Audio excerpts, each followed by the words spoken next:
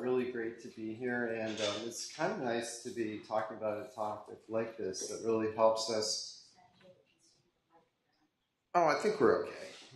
That really helps in something that I'm personally committed to, which is leadership development and the opportunity to help people in the organization grow in different roles and to expand their horizons. And a lot of that really involves just thinking about how we work, how we connect, and how we fit into a large organization, how we manage our networks and professional relationships. And so what I've done is to put together some thoughts which are really a mixture of observations and things that I've learned in the past 18 months, building on the experience that I had previously at RMP. And I've been in situations in the past where you can really see the value of the professional relationship that you have and the importance of what others have really described as relationship capital in moving initiatives forward in organizations and in specific programs. So let's see. Yes. Quick comment. The Lionsgate Bridge over Vancouver, that's a great choice in terms of your first slide. You like that? Because everybody owns a home there is a multi-millionaire. The definition of success, it's a wonderful thing. That's excellent. I want to point out for all of you that a lot of the change that we are building through the relationships inside UHN is a process of organizational renewal, and it's something that we've built out into a website. And so I want to really use this opportunity to draw your attention to that and encourage you to visit that website often to really gain deeper understanding into what are the priorities of the organization, where are we going right now, how are we getting there, who is responsible, and so on.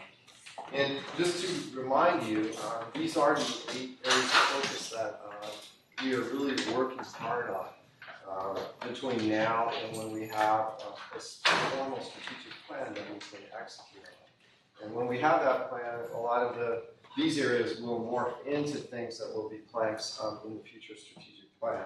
Between now and then, we really need everyone in the organization to understand that these are the priorities right now and to look closely at the work that you are doing and to align to the greatest extent possible with these priorities. To the extent that you look at work in your own areas that does not necessarily align with this, you really need to ask your manager and other individuals that you work with on your team, is this really necessary?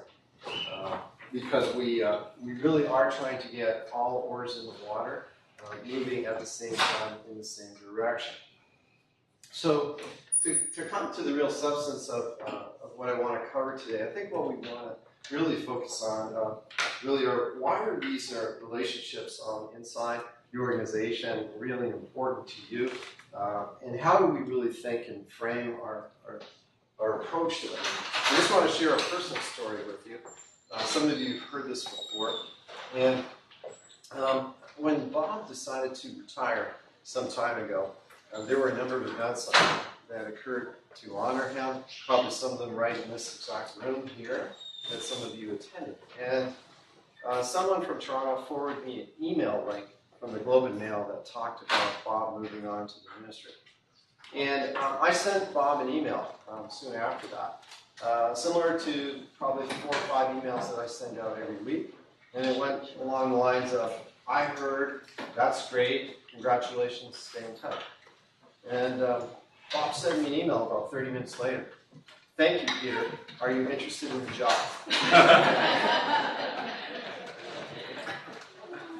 One email can change your entire life. And that led to where I am today.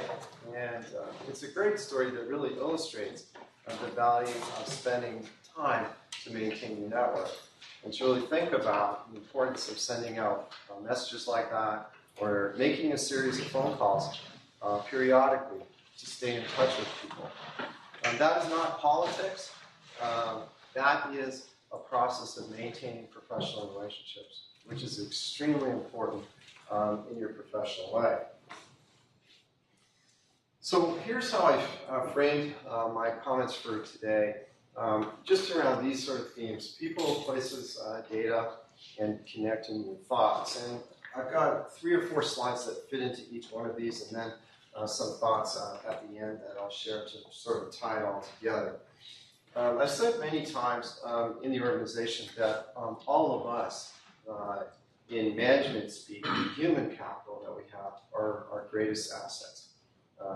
It's not the facilities, it's not the equipment, it's the talent and the people that are the greatest assets in the organization. And as such, as managers and as leaders, we really need to think about the people in the organization, about the programs that we put into place to manage them, to lead them, to help them to grow and develop, and to ensure that we make a continuous investment in the people inside the organization.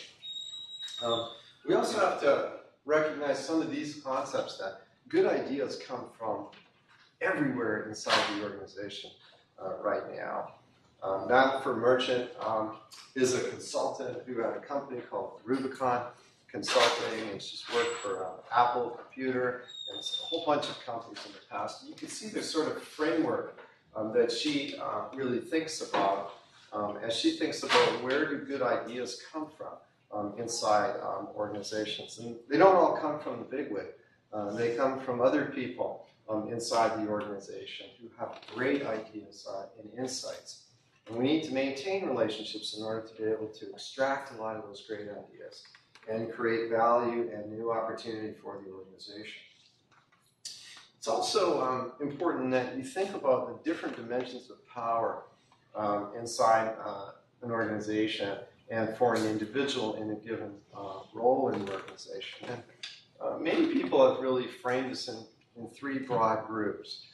There's what you could call role influence, and I have a lot of that right now because everywhere I go, people see a hat on my head, a baseball cap that says CEO, and everyone interprets me through that lens. But that doesn't really go very far very often, and you can't exert that kind of power to create change in the organization. And then there's expertise influence. Some of you have that because of your unique expertise in radiation medicine. Or I had as a surgical oncologist or a pancreatic surgeon, where people would look to me, and if I said the tumor is resectable, the CEO wouldn't question my judgment regardless of his role in the organization. That would be deference to expertise influence or expertise power. The most significant influence, probably it creates 80% of the impact, is really all based fundamentally on relationship influence. And it really relates to the value of what others would describe as social capital in the organization. And by building your network, by being seen as someone who is even-tempered, who doesn't lash out at other people, who has the ability to recognize their own emotions and regulate them, you can really build a strong and very valuable asset for yourself, which is the relationship capital, how people around the organization perceive you. That relationship capital can be carefully spent at different times when you need things done, especially in a matrixed organization, like most, if not all, academic medical centers are, in situations where there's not line reporting. This is not set up like the Canadian military, and you need to work with people who are in other organizational units. And when you need people in other organizational units for whom you do not complete the performance evaluation, how do you get those people to work with you? And you do that through the social capital that you build through relationships. And you, generally speaking, don't do it through role power. In a situation where people don't care that you're the manager, they work in another unit, and some other manager completes their evaluation. So I just want to really emphasize the importance of really thinking about these three dimensions of influence in an organization and how important relationships and social capital are. And so networks really are extremely important because what's really valuable to you over time inside an organization are these three things. Your reputation.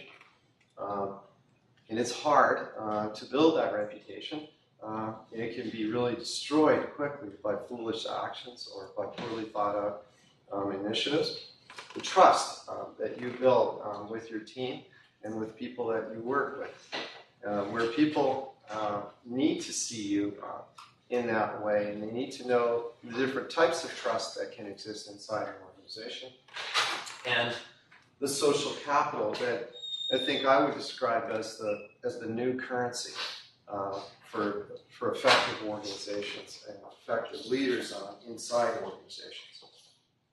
So as we really think about how we're moving the organization forward, this is one of the goals that we're working on now, which is team engagement. And that really involves us really thinking about how we work together, defining the purpose, values, and principles that we're working on collectively as an organization, and to put into place programs that really build capacity and capabilities around specific dimensions of leadership.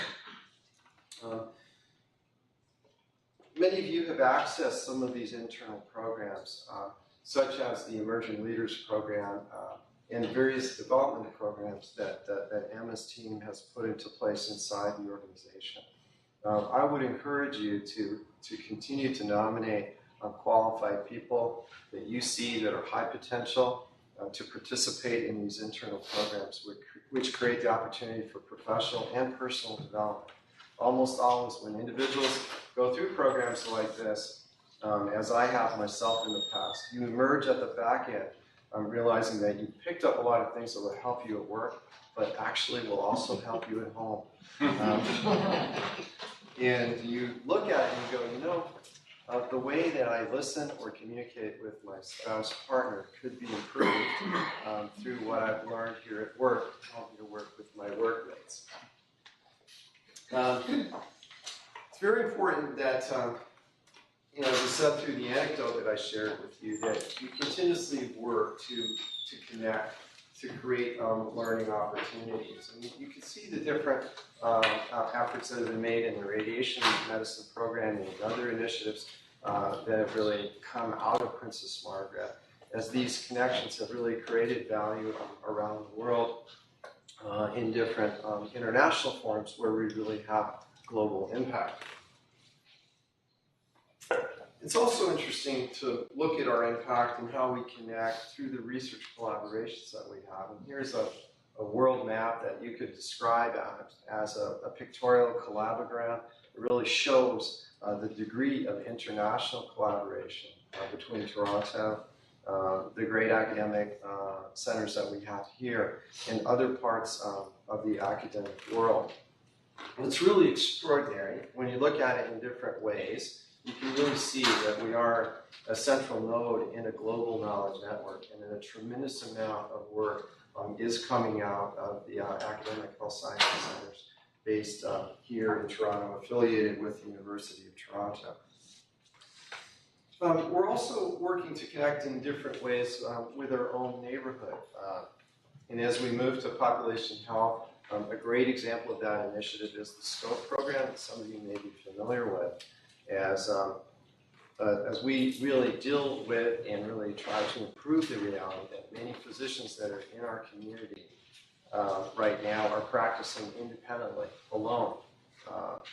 And in the solo practice, their practice is really set up more or less circa 1950.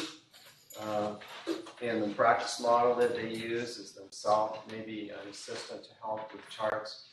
They have a fax machine in their office. Really technology from the last millennium. Faxes come in, something like 1,500 coming in every month. Someone's managing a paper-based appointment book. They're really disconnected from the experience that many of their patients have when they come into the hospital. And the SCOPE program has really helped to open up connections to that group of doctors. And it's our hope that as we really expand our influence and connections with primary care by building out initiatives like this, that we can really improve the relationships and collaborate with people in our own community. In February, when St. Mike's had a flood in their emergency room, you saw our organization stepping up to help patients. You saw us working together with other stakeholders in the community. I want to say a few things about connecting with data. Big data is a term that's probably overused, and it means different things to different people. But I do believe that our second big asset is our data. And as I think everyone knows now, one of the key focus areas that we have is an effort to make a significant investment in organizing ourselves to really compete on a global scale. That really involves reorganizing the way we manage information systems and data for the future. We also have a real need to be practicing evidence-based medicine, but also to be practicing evidence-generated medicine. And work that we carry out on a day-to-day basis, caring for patients, can be denominated in zeros and ones, and that can be aggregated to really create actionable insights from a group of individuals that we might call medical quants, who can analyze that on a large scale and help us to gain insight into individual patients in many situations and subsets and groups of patients where we can't do that now using the traditional methodologies that we've used, which has been to study a group of patients, retrospectively sometimes collect our information, add it to a limited amount of prospectively collected data, export it into Excel or statistical software, and try to find patterns through approaches that really go back to the last millennium also, and are more or less the fax machine equivalent of data analysis.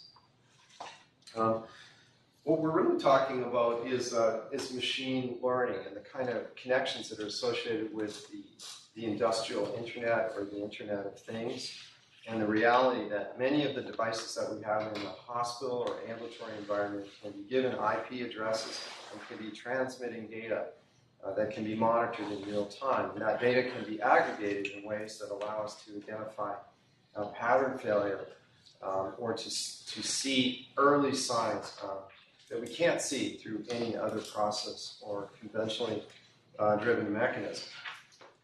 One example that I could give you just from the industrial world is the jet engine.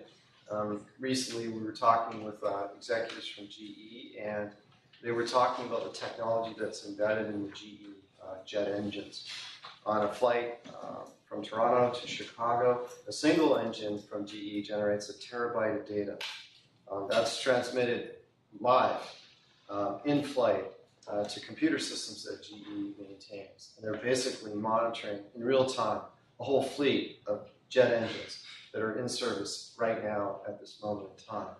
And their analytics team has the ability to look at 140 different performance metrics of a single engine across an entire inventory of engines that are in flight at this moment. You can see the analytical power that they then have to look at the performance characteristics and the value that this creates for the GE engineers who designed that engine and who are thinking about innovations that they want to put into place for the next set of engines.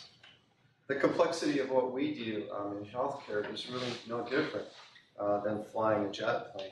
And we have the ability to really extract that kind of data and manage that kind of data in a way that creates the same kind of benefit for patients as it does in this case, for a for-profit company. I just want to talk a little bit about connection of our thoughts. And one of the things that we will do, certainly throughout my time here, is to really connect with everyone in the organization, really building on the concept that we talked about earlier from Niall for Merchant, that great ideas come from inside the organization. As we think about our research strategy, we want to be really extracting ideas from everywhere in the organization and using technology to surface those ideas in ways in which we can analyze them, and we can, in many cases, incorporate a lot of those good ideas into plans, programs, ideas, concepts, grants, and future strategy. So this is one example of how our executive team is really working to gather ideas about research and to really cultivate the fantastic creativity that's present inside the organization. I spoke earlier about the IT transformation that David Jaffrey is leading, and we really can't emphasize adequately how important that is to our future. As we interface with health systems and academic health sciences centers around the world, we can see that those that we benchmark ourselves against, those that we want to overtake and pass, all are doing things like this. And this is our opportunity to really leapfrog ahead of many of those organizations using a fantastic leader's creativity that comes from inside the radiation medicine group. Also surfacing a lot of the ideas and thoughts that come through the process that we're going through now to redefine our purpose, revisit our values, and to really define the operating principles that we're going to use for the organization. You've been hearing a little bit about this over the past few months, and in the fall we'll again ramp up and eventually close out probably in November this process. It will create a foundation for us to really begin strategic planning, and it will be an important touchstone for us to really redefine our performance management system inside the organization. I would like to dissuade any of you who might be of the view that this is all management speak. This doesn't really matter, and we should just get on to the process of defining a strategy. This turns out to be exceedingly important, and the best, highest performing organizations are those where there is very clear fidelity and clarity around purpose, where the values are really understood and really hardwired into the performance management system, and where we build out recognition and reward really all structure around those values, where the principles of how we will communicate with one another are codified in ways in which we all understand, and when they're really clarified in terms that are framed as I, not we, but I, so that the I commit to the following ways in which I will behave as a member of the organization, that I will communicate, that I will be a team member, and so on. And we'll be working a lot on that in the fall. There will be an engagement process that will be both direct and digital, and that will really enable us to get to the point that we're seeking, where we have these things codified and we can move towards the strategic planning process that we're really looking forward to. A couple of practical points to circle back to where we started. These professional networks end up to be extremely important over time. As I look in this room, Brian O'Sullivan and myself, we're part of such a network for decades now, since I was really a resident and a fellow. Brian and I have known one another. And throughout that period of time, even though we were far away and only intersecting sometimes in faraway continents, we maintained that relationship over time through a variety of different mechanisms. And that ends up being so important in so many different ways. So that I would encourage all of you to understand the importance of these relationships and to think about it in your day-to-day work, and to spend time, if you have not already, understanding the importance of emotional intelligence, and understanding the critical fact that I can give to you that you probably know already. That is that emotional intelligence is not genetically coded. That's great news. Because that means that you can elevate your EQ. And you can do so by spending time reading about it. There are many sources that we could define or suggest for that, or you can Google that quite easily. Daniel Goleman was probably the person who really defined this with the greatest clarity some time ago, but other books have been written including books that have tests that you can take to assess your EQ, and you can bench your EQ against people who are in your area, people who are managers, people who are in HR, people who are in sales or marketing. So that also allows you to look at established techniques to elevate your EQ over time, and that will really correlate in many, many ways with your success in the organization and your ability to move to higher opportunities and to greater challenges inside the organization. People who lack that frequently have trouble advancing in many situations, are understood by everyone to be somebody that's challenging to deal with. And those individuals end up spinning their wheels many times because they don't understand the value of this in your professional life. As you build those relationships, I mean, the way that I've really thought about it is in these dimensions. It goes beyond your direct reports. It also includes an important concept of managing up, which really understands the relationship between you and your manager.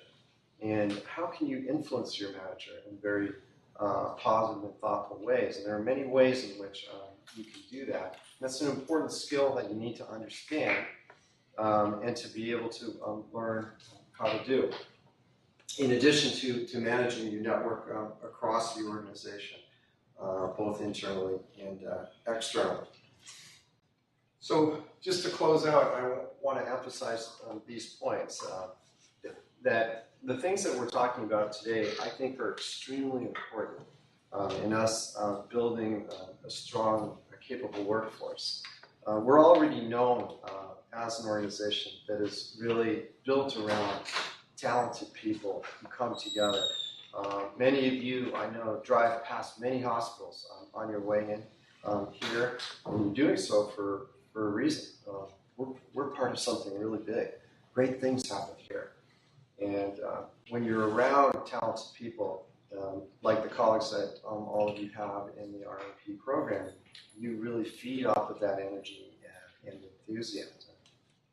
And as we do that, we want to continue to share our thoughts through the forums that we're creating, through the executive connections that we're building, and the opportunities that you have to share insights with leaders in the organization, and the efforts that I would encourage you to make to expand your own horizons so that you can grow both professionally and personally during your time here at UHN. So I'll stop there and thank you very much for your questions.